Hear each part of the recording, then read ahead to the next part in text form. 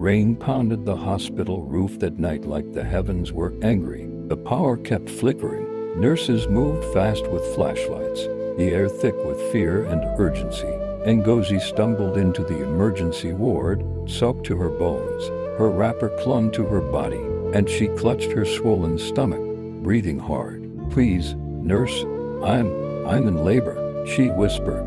No one rushed to her. The nurses were too busy preparing for another patient, Madame Gloria, the wealthy businesswoman everyone in town respected. Moments later, headlights flashed outside. A black SUV screeched to a halt, followed by 2 escort vehicles.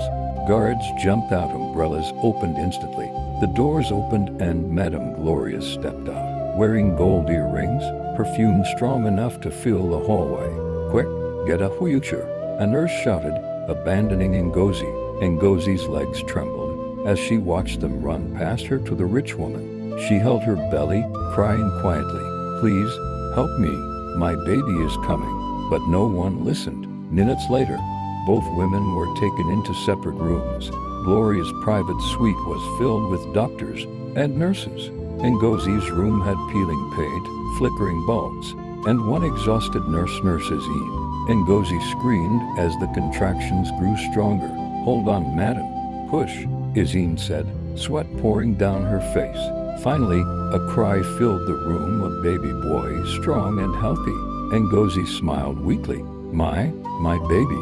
But before she could hold him, she fainted. Izine stood frozen, staring at the poor woman. Then the intercom buzzed. "Izine, the rich madam's baby. There's a complication. The baby didn't make it." Her blood ran cold. She looked down at Ngozi's baby, alive, breathing, perfect. She looked around. No cameras, no witnesses.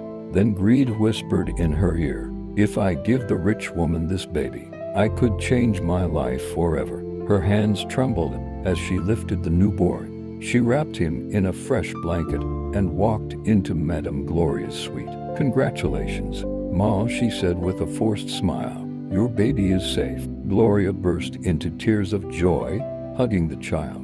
"My boy, my miracle," she cried. Back in the other room, Ngozi woke to emptiness. "Where's my baby?" she gasped. Izine couldn't meet her eyes. I'm so sorry. Your baby didn't survive."